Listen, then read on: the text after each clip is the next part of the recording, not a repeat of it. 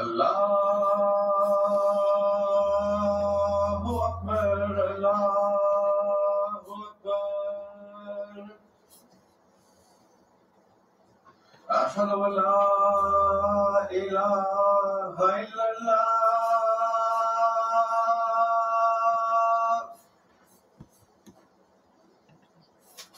اشہد ان لا الہ الا اللہ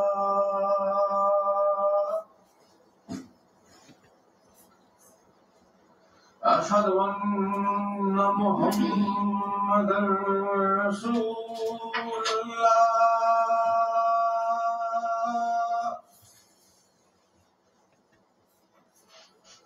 اشہد ان محمدا رسول اللہ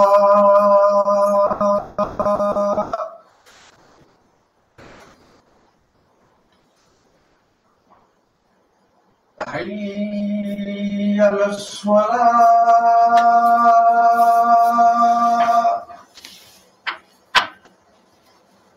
حی علی الصلاة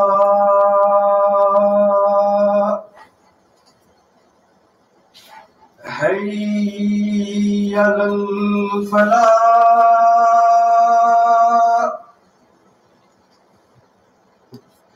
حی علی الفلاح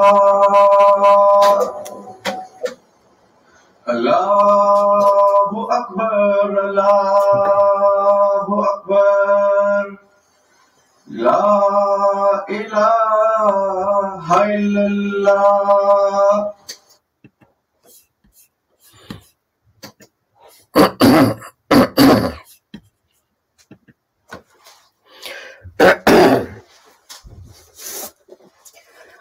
اشہد ان لا الہ الا اللہ وحدہ لا شریک لہ واشہد ان محمدا عبدہ ورسولہ اما بعد فاعوذ باللہ من الشیطان الرجیم بسم اللہ الرحمن الرحیم.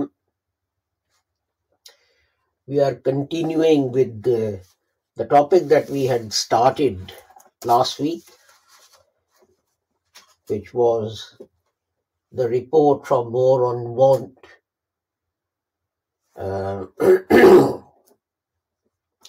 about Israel. And I started by reciting chapter 49, verse 10. إنما المؤمنون إخوة فأصلحوا بين أخويكم واتقوا الله لعلكم ترحمون. The believers are brothers, so make peace between your brothers and keep your duty to Allah, that mercy may be had on you. And then chapter 3,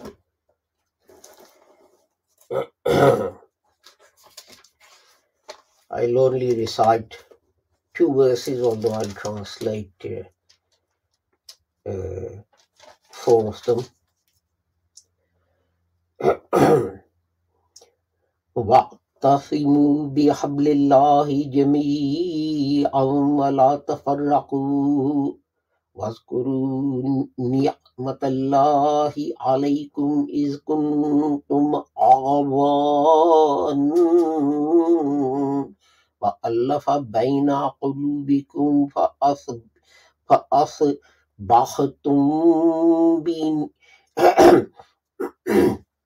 بِنِعْمَتِهِ إِخْوَانًا وَكُنْتُمْ عَلَى شَفَا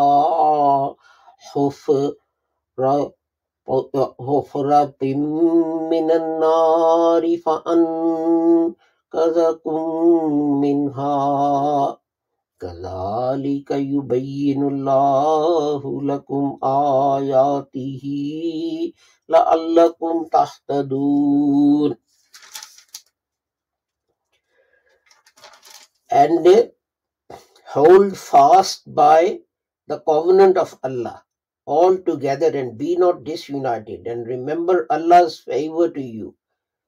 When you were enemies, then He united your hearts, so by His favor you became brothers. And you were on the brink of a pit of fire, then He saved you from it. Thus Allah makes clear to you His messages, that you may be guided. And from among you there should be a party who invite to good and enjoin the right and forbid the wrong. And these are the ones who are successful. And be not like those who became divided and disgraced after clear arguments had come to them, and for them is a grievous chastisement. And then last one, chapter 21, verse 92. Inna hazihi ummatukum ummatan wahidatan wa ana rabbukum fa'budun. Surely your community is a single community, and I'm your Lord, so serve me. Sadaqallahul Aliyyul Azim. And last week, I gave you the definition of what is apartheid and gave you some examples of how this is practiced in Israel. And I was told that I'm anti-Semitic. And I responded to that by saying, well, you hate Muslims. And he said, no, I don't hate Muslims. I only criticize their wrong behavior. So I said, isn't it interesting? If I criticize Israel's wrong behavior, I hate the Jews, and I'm anti-Semitic, and I want to send them to the gas chambers. But when you criticize Muslims and Islam, you do so because you have freedom of speech. If you have freedom of speech, why is it that I don't have freedom of speech? Isn't it the same argument? But that's a separate issue, and we'll deal with that at another time, how it is that Israel drops an atomic bomb on Cairo, and you say, well, you killed 50 million people, and people say, look, he's Hitler's friend, he's anti-Semitic, he wants to kill the Jews. And they forget the fact that what Israel had done. So let's carry on and see what UN officials and committees on Israel said about apartheid. Richard Falk, in a report to UN Human Rights Council, said that Israel is guilty of racial discrimination, apartheid, and torture in its systematic oppression of the Palestinian people. John Dugard, a South African law professor, and he preceded Richard Falk. And he said, on the basis of the systematic and institutionalized nature of the racial domination that exists, there are indeed strong grounds to conclude that a system of apartheid has developed in the occupied Palestinian territory. Israeli practices in the occupied territory are not only reminiscent of and in some cases worse than apartheid as it existed in South Africa, but are in breach of the legal prohibition of apartheid. UN Committee on the Elimination of Racial Discrimination in 2012 said, two entirely separate legal systems and sets of institutions for Jewish communities grouped in illegal settlements on the one hand and Palestinians living in towns and villages on the other.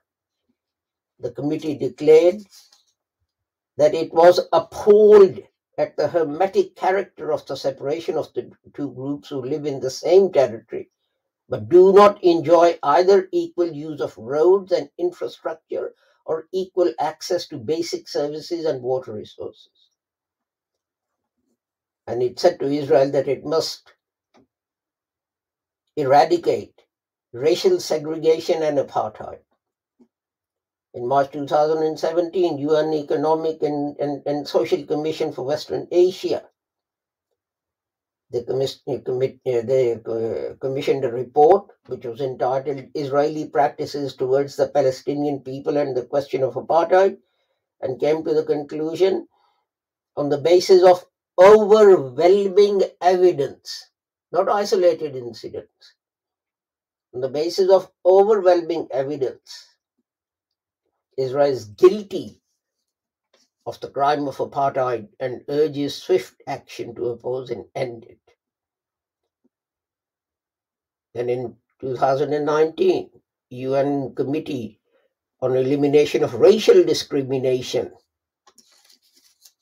said that Israel breached the Convention on Elimination of All Forms of Racial Discrimination, which Israel had ratified in 1979. Specifically, Article 3, which prohibits racial segregation and apartheid. Mike Link, a UN special reporter on occupied Palestinian territory, said that formal annexation of part of the West Bank will only confirm a one-state reality characterized by a rigid two-tier system of legal and political rights based on ethnicity and religion. This would meet the international definition of apartheid. And then in 2020, he said the plan would crystallize a 21st century apartheid, leaving in its wake the demise of the Palestinians' right to self-determination. Legally, morally, politically, this is entirely unacceptable. Already we are witnessing forced evictions, displacements, land confiscation and alienation, settler violence, appropriation of natural resources, imposition of two-tiered system of unequal political, social, and economic rights based on ethnicity. In 2020, a UN report said Israel has recently promised that it will maintain permanent security control between the Mediterranean and the Jordan River. Thus, the morning after annexation would be the crystallization of an already unjust reality. Two people living in the same space, ruled by the same state, but with profoundly unequal rights. This is a vision of a 21st century apartheid. Human rights organizations, they've said the same thing.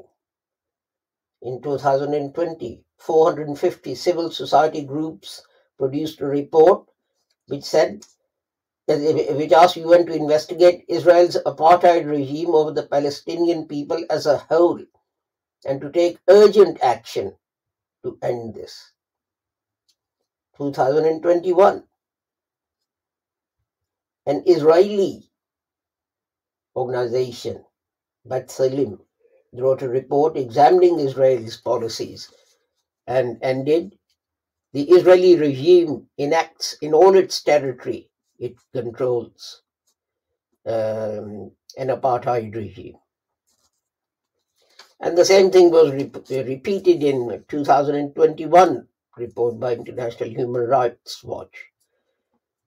And it said Human Rights Watch found that the Israeli government has pursued an intent to maintain domination of Jewish Israelis over Palestinians throughout the territory it controls. In the OPT, including East Jerusalem, that intent has been coupled with systematic suppression of Palestinians and inhumane acts committed against them. When these three elements occur together, they amount to apartheid. Israeli officials themselves, Israel's president,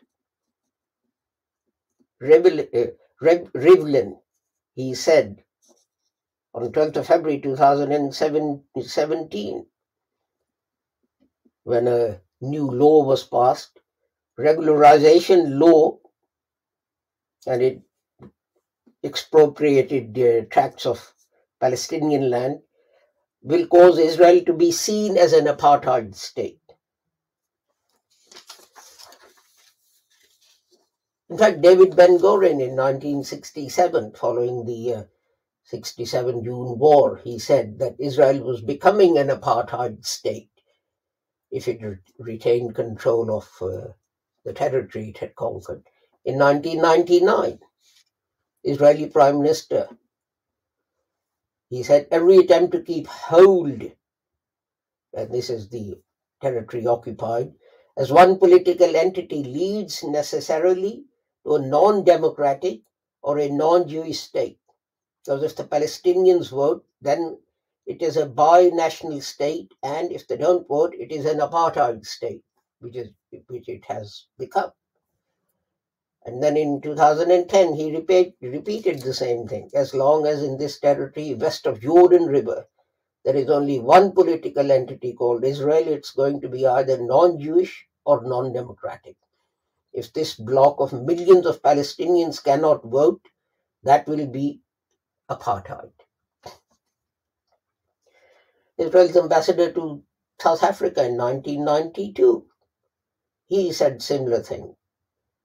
Occupation of West Bank as it exists is a sort of Israeli apartheid. Israeli Prime Minister Yitzhak Rabin, he was recorded as saying the same thing, that Israel's continued presence on the West Bank was becoming an apartheid. Isn't this interesting? That the West is saying Israel is becoming an apartheid state and we should do something. And we have.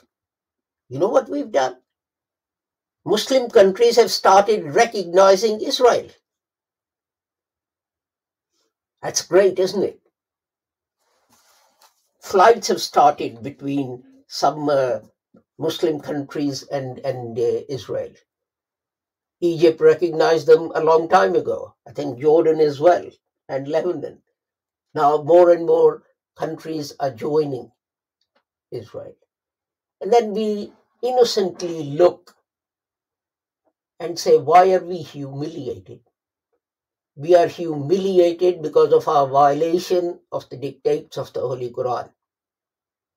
That Muslims are one nation. If Muslims disagree, they should Muslims should make peace between them. But what do we do? What do we do? When we had two superpowers, Russia and America, Egypt went to the Russians for their protection. Saudis went to America. Iran went to America. Pakistan and Turkey went to America.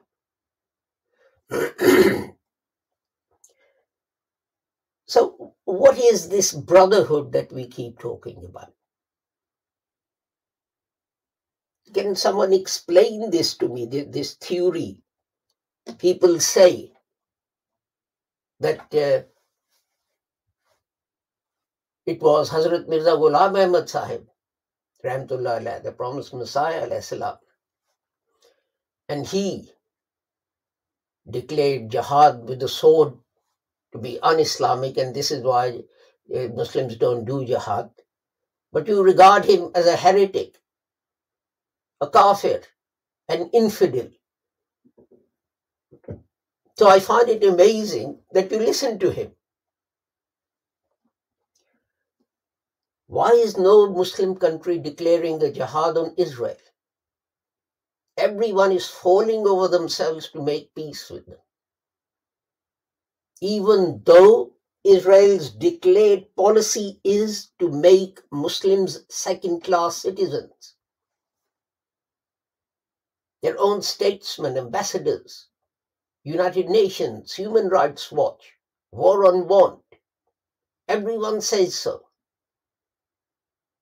But no one stands up for the rights of those poor Palestinians. Well, I said no one. There is only one organization in the world that has brought the plight of the Rohingya Muslims and the Palestinians to the attention of the world, and that is the Lahore Ahmadiyya movement.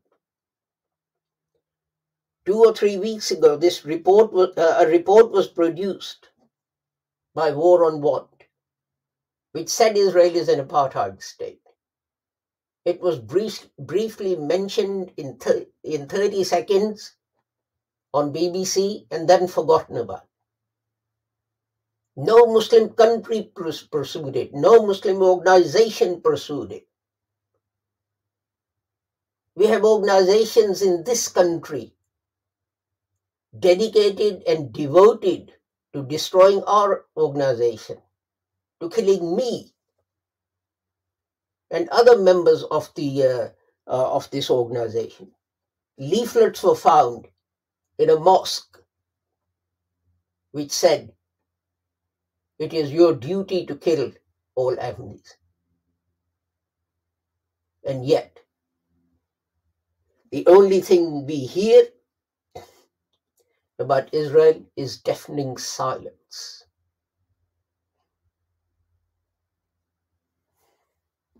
So why is it we pretend that Muslims are united in one nation and so on?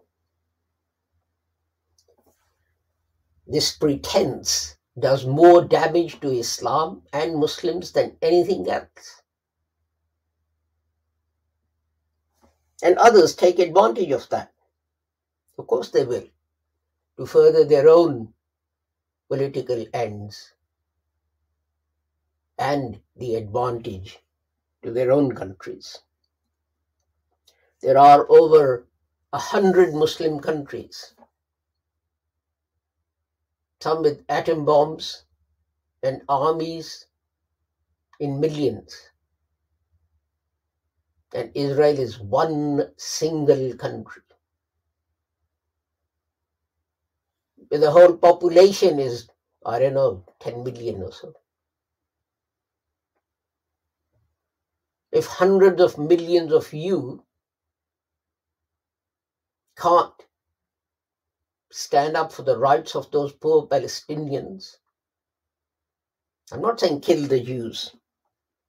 I'm saying do something to make sure that those Palestinians get their rights. And if billions of you can't do it, then stop pretending that you are a united people and you're God's chosen people and that you're going to achieve great things.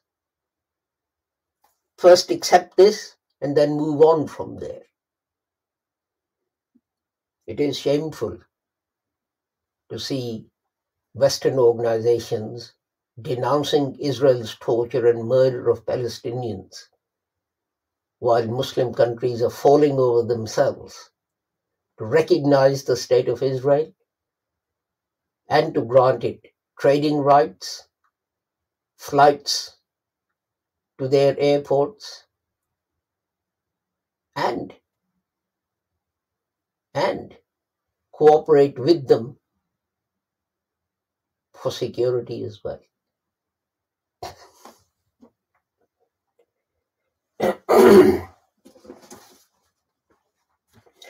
بارک اللہ لنا ولکم فی القرآن العظیم ونفعنا وإیاکم بالآیات والذکر الحکیم انہ تعالی جواد کریم ملک بالرؤوف الرحیم. الحمدللہ نحمدہ ونستعینہ ونستغفرہ ونؤمن بہ ونتوکل علیہ ونعوذ باللہ من شرور انفسنا ومن سیئات اعمالنا من يهده الله فلا مضل له ومن يضلل فلا هادي له واشهد ان لا اله الا الله واشهد ان محمدا عبده ورسوله.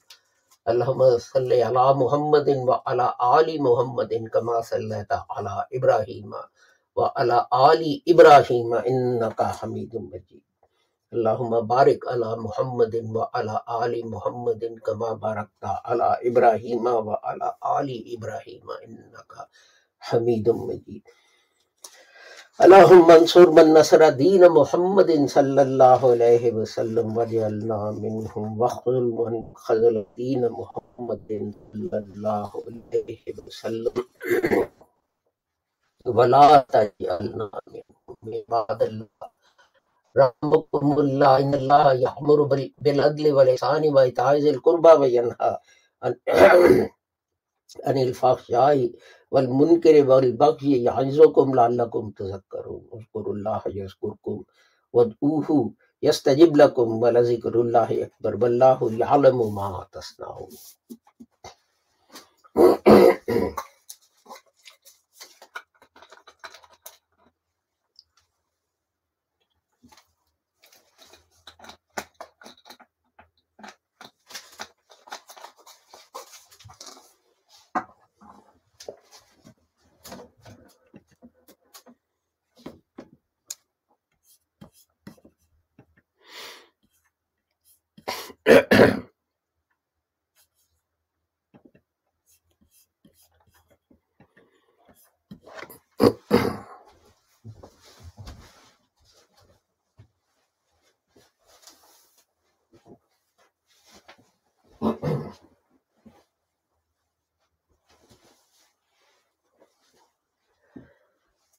Ready? اللہ اکبر اللہ اکبر اشہد ان لا الہ الا اللہ اشہد ان محمد رسول اللہ. حی علی الصلاۃ حی علی الفلاح قد قامت الصلاۃ قد قامت الصلاۃ. اللہ اکبر لا الہ الا اللہ. اللہ اکبر.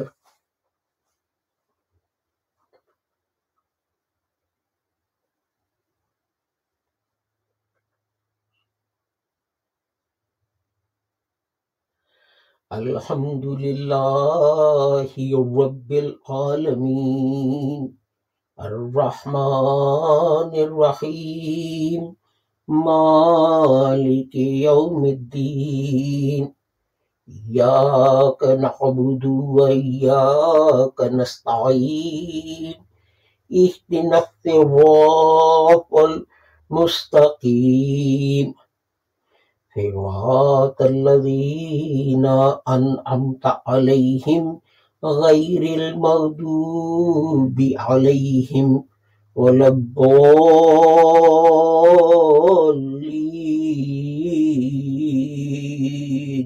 آمین.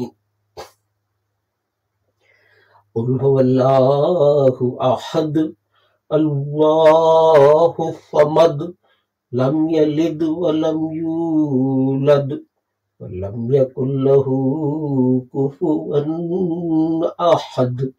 اللہ اکبر.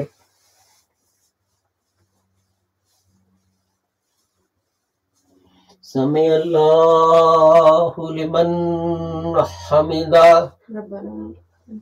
اللہ اکبر.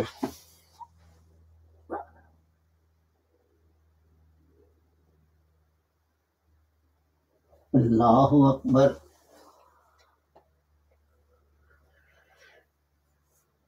اللہ اکبر.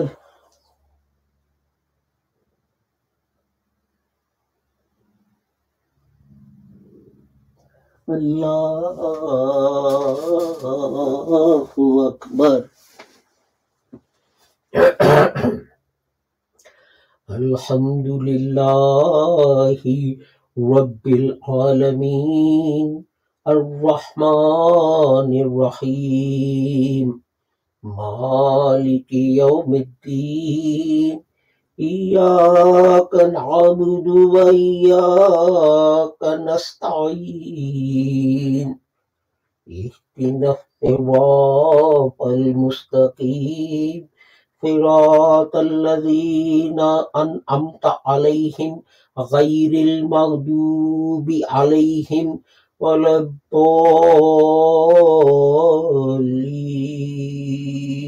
Amin.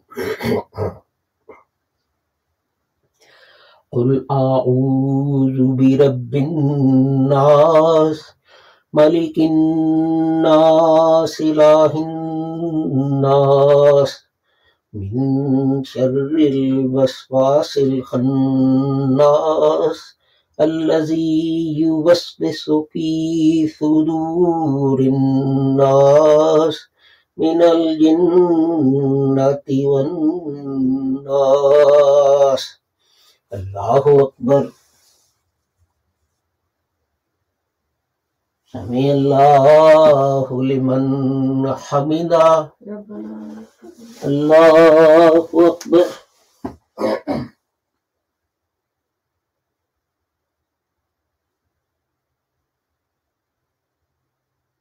الله أكبر.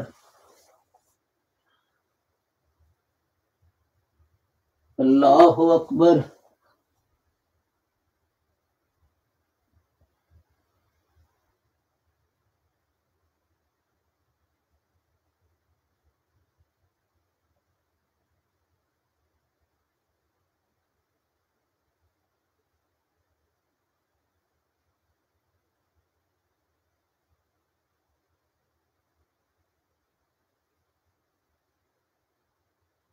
الله أكبر.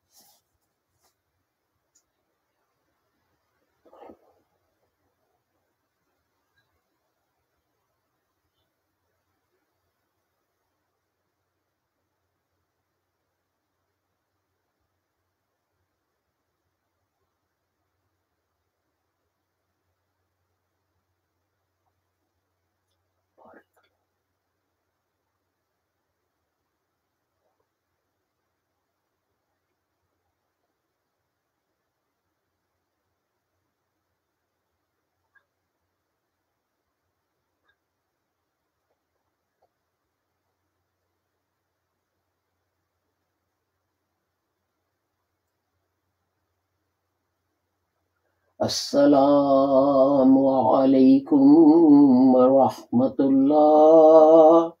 السلام عليكم ورحمة الله.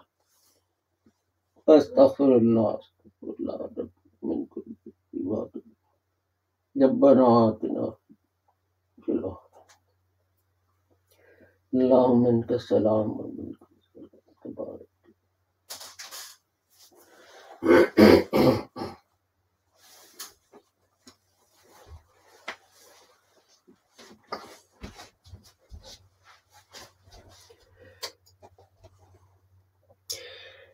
Thank you for joining us for our Friday service, and I request you specially to pray that Allah puts in the Muslim hearts tolerance and compassion for each other. Unless we learn to tolerate each other and our differences, will remain disunited, and the world will continue to take advantage of us. And at the end, I pray that whoever you are and wherever you may be, may Allah keep all of you safe and sound and free from harm. Assalamu alaikum, Khuda Hafiz, goodbye.